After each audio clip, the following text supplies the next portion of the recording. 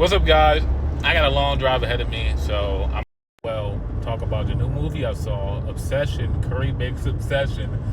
Man, it feels like everyone on Twitter was immediately talking about this movie, and we love like people of my age and even a little bit older. We love where movies with like crazy fucking premises come out. Like, okay, this guy has a one wish Willow, and he wishes for the girl he has a crush on to fall in love with him. Instantly, people were into that. The most notable actor here is Indy Narveti. I hope I'm saying her name right. Most people know her because she played. I don't remember the girls she played, but she was on Superman and Lois. Her role got cut in the final season because they started fucking around with the show and they cut the budget. I haven't seen the final season of Superman and Lois because, to be honest, once I heard that they were cutting the budget on that show, and that like all the characters like John Henry and all of them were going to become. I don't think John Henry became like a super major side character, but like all those characters are going to become side characters, and they're going to get like they were already side characters, but they're going to get their screen time greatly reduced. I kind of like, I wasn't fucked with it. And I really like that fucking show too. So I still haven't seen the final season of Superman and Lois to this day. And I was watching, man, I was like, bro, I was watching the show the day after it came out on the CW website with ads. Like, I was there, man. And it was amazing that they let you watch like episodes of Superman and Lois the next day with ads. But it's on the website. That was amazing. You didn't even have to get HBO Max or anything. They just let you watch it. So a lot of people were watching that show. But yeah, most people know her, the girl that plays Nikki, and from that show. So I feel like she's a more recognized face in the movie. But this movie, man, it's about a guy named Bear. But it's really like his name's B-A-R, short for Barrett, but they call him Bear. And that's a whole nother thing, because if you were on Twitter and TikTok, you remember the man versus bear discussion where all the women were like, I would choose the bear over being stuck in the woods with a man. And so like that's a whole nother like, there's so many layers to this movie where I feel like this is a worst movie. Maybe it's because it's made by someone who's not an old fuck. You know, it's made by someone who's like in the age range of 17 to 35, whereas like they actually get and understand the discussions that we're having. And even if they're like not even like picking a side, but I do feel like if you watch this movie and you don't think Bear is the fucking villain, like, man, like I don't know what to say, but like there's so many like little nuanced things that they do in the script that even like after I saw the movie I was like, oh yeah, they did do that. Oh yeah, I didn't even notice that, because they just so get how we're like discussing dating and relationships in this day and age. The director really understands it. But it's about this guy named Bear, and he has his extreme crush on his friend Nikki, and they have like this tight little friend group. They all work at the music store in town.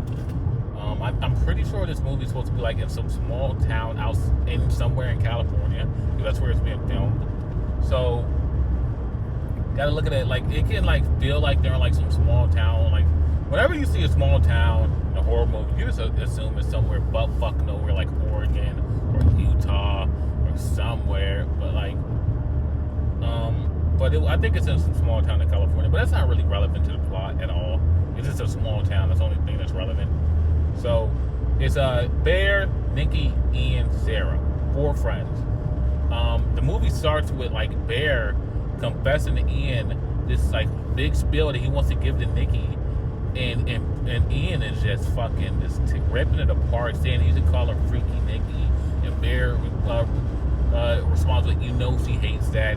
And at the beginning, it really felt like Ian was just giving like this manosphere type talk to him, like he's trying to tell him, like give him like the Chad advice, like, oh, don't be all that lovey-dovey bullshit, do this and this. But as the movie would go on, I'm going to spoil your shit, but as the movie would go on, you will realize he was hooking up with Nikki, and he was trying to sabotage Nikki. And some people feel like Ian really started this whole thing, because if he had just told Bear from the beginning, yo, I'm with Nikki, but Sarah actually likes you, so maybe you should go pursue Sarah, someone that actually has feelings that open about her feelings with you and to other people.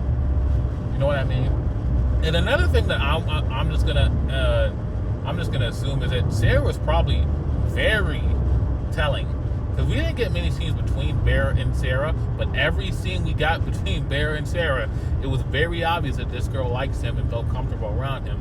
So I'm just going to assume that those signs are already there, and he was just willingly ignoring them because he wanted to be with, because in his mind, Nikki was the girl that he really wanted. That was the girl he just had to have. You know what I mean?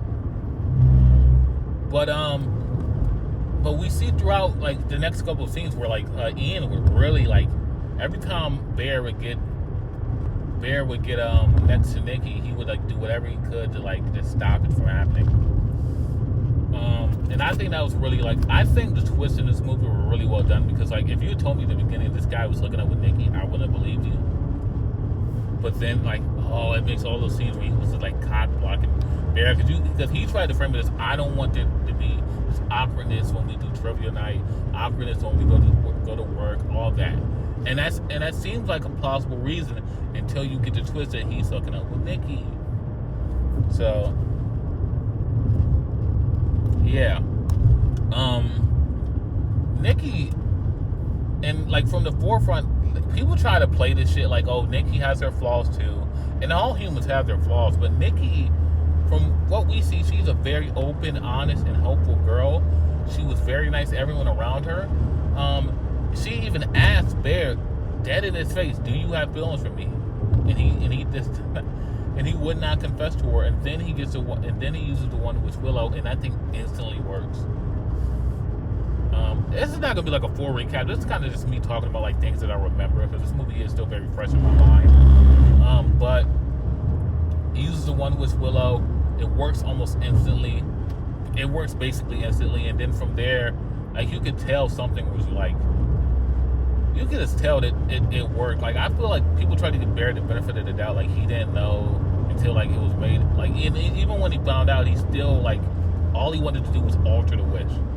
And I feel like for most people, that's where like people were like, okay, fuck this guy, when he said, can I alter the wish? Because now he's acknowledging that she is being controlled by this thing, and his focus is not getting her, it's not setting her free, but trying to hone it in and make her act the way that he wants her to act. You know what I mean? So that's why for a lot of people, that phone call with the customer service guy, which another thing I want to know, I like that Curry Baker came out and said about the one with Willow, is he doesn't view the one with Willow as an inherently evil thing. He says everyone gets one wish, and they can use it any way they want. They can do it for noble things, they can do it for messed up things. And another thing that I want to add is I get the feeling that this entity that did take over Nikki has had no idea how to please Bear, because as we would start to notice, is Bear did not, and not only would we start to notice, but what we got confirmed at the end of the movie when the entity Nikki had to use a one wish Willow just to make Bear love Nikki, really, we got confirmed that Bear never loved Nikki. And that's why that entity was really spazzing out so bad, because it did not know how to make this man love her. Because he didn't even love her. He was just obsessed with her. She was just a fixation. He was the one obsessed, not Nikki. And I think that they did so many, like it was obvious from the beginning, but it wasn't obvious. So where it's like, that's the reason that the entity was spazzing out, because that entity didn't know how to actually fulfill what it was supposed to do. It wasn't like, you know what I mean? Like, I don't think the one with Willow is inherently evil. And another thing, where it's a scene where like everyone obviously calls it SA, because it is SA when he finally does do it with Nikki. And the entity is just, even though it's in control, it's just staring there blank. It's not even like into it. It's like, this is like, the thing I'm trying to get at is, I believe that it was just hell for both sides. It was hell for the entity trying to fulfill what it's supposed to do. And it's hell for Nikki because she's trapped inside it. Inside her own body, she has no control. And Bear is the one that has put both these people, well, the entity and Nikki, real Nikki, in harm and in agony, because they can't even, neither one of these things have control. They're just at the mercy of Bear and whatever he's gonna do next. So, and you would see parts in here where Nikki would try to take control. She would hit herself with things, with objects, trying to like trying to claw the entity out of her.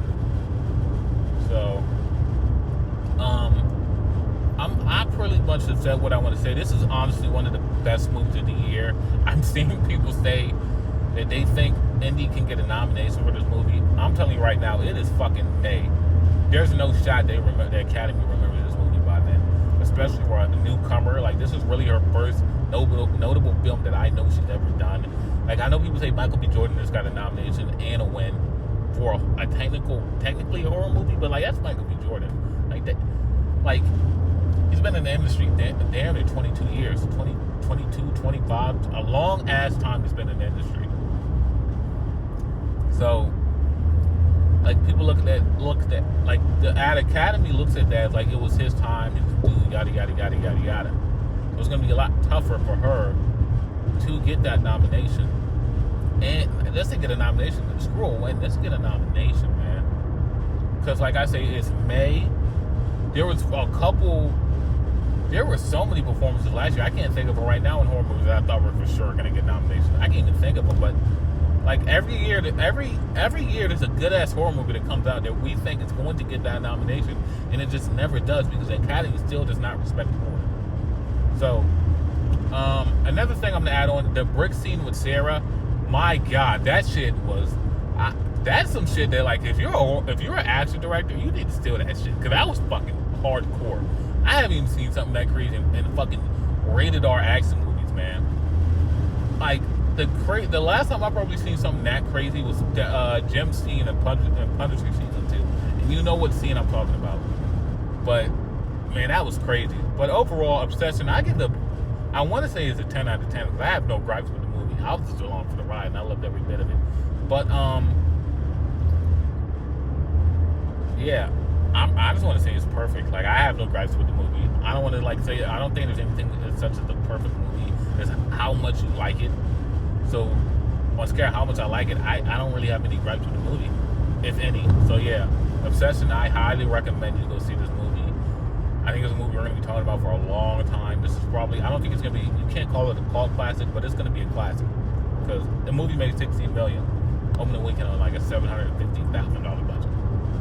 Which, and everything, I said this on Twitter, if you're watching Euphoria Season 2 right now, that last episode of Euphoria that just came out, I don't know when I'm going to post this, but the one, episode 6, where the only scene you see of Nate is him stomping on that fucking flower. You know he got paid, Jacob Elordi got paid $700,000 for that? Let's put things in perspective. He got paid $700,000 to stomp on a fucking rose for 1 minute. 1 minute, he got paid $700,000. My Euphoria review is going to come out in a couple weeks when the show's over. But I had a lot of thoughts on that. I'm really enjoying that, but that's a whole conversation for another time. But Obsession, I highly recommend the movie, and I hope you guys go see it.